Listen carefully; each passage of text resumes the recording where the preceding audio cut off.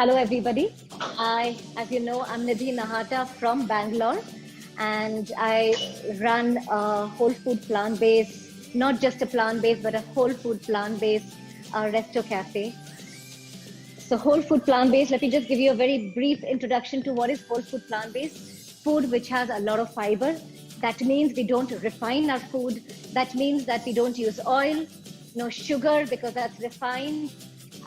No, definitely it's plant-based and vegan, so no dairy, no meat, and no white flour. So yes, I run a kitchen which is with a zero oil concept.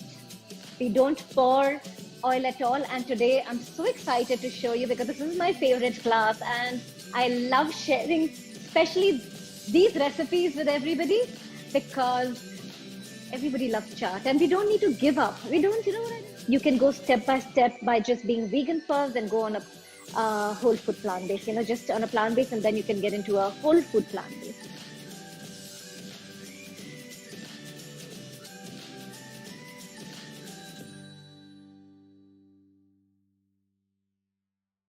So just see if everything is covered.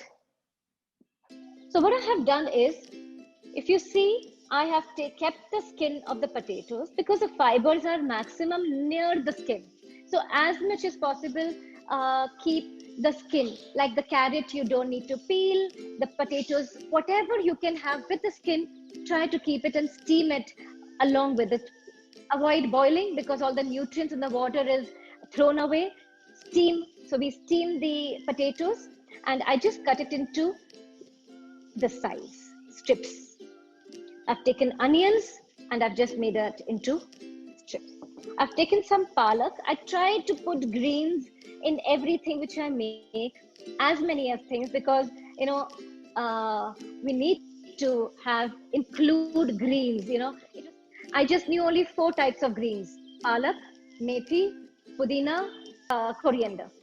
But there are so many different varieties, and today we include it into making, whether it's like amaranth, sage, and there's so many varieties of vegetables which green leafy vegetables which we can use, and we could go to the local market and pick up the local greens.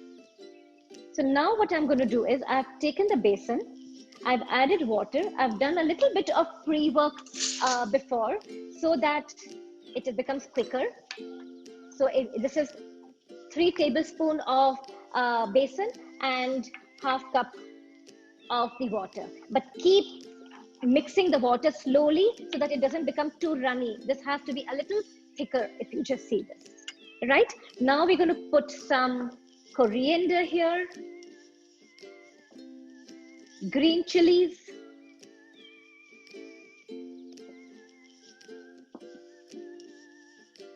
this is the jeera powder. This enhances the taste, and you should know jeera powder also helps in body pain. If anybody has body pain, don't roast it. Just raw jeera, crush it and put it into your mouth, 1 or 2 tablespoons, and just gulp it with water. This is just an extra tip to you. Some black salt to add the pungent taste to it. Red chili powder. Salt. Another suggestion, using the white salt, pick up the rock salt or the pink salt or even sea salt. That's what you can use. And I'm going to be putting some ginger and garlic paste. This is just optional if you want to just enhance the taste. So you put it, or you can avoid if you don't like the ginger or the garlic taste. The trick is that I have made some sesame butter. If you just see this, and I made it like a tahini, sesame with the whole, not the sesame oil, because then I don't want to throw away the fiber. That's the intelligent part of it. Now this sesame is with the oil. So when I make my pakoras and I bake it, it doesn't become dry.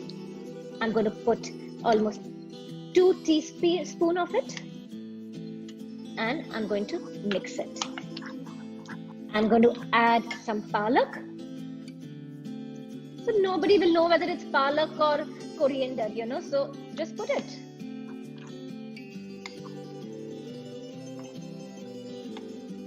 So we can mix the potatoes and the onions together, or we can make it separate. Now I have taken the paper, I have greased it a little bit because it will get stuck because we are not frying them. So I'm going to take some onions, I'm going to mix them, and I'm going to be putting it on the paper like this. So the little oil which I have used is only for the paper, not for your pakoras. My pakoras have the sesame butter. And now I'm going to take the potatoes.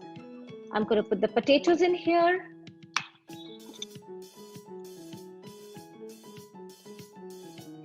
Trust me, it tastes so good. And so good for your body also.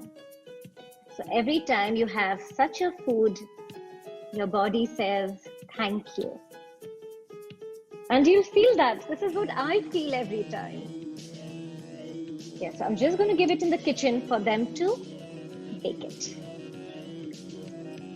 So I'm going to put this into the oven, 180 degrees for 10 to 15 minutes. I'm going to check it because each oven is different. So please keep checking in between. I want all of you to just see the pakora here. Can you just see how it has come? Yeah, and you can't tell that it's not deep fried. Absolutely. And you just have your chutney and whatever you want. Put some chaat masala if you need it.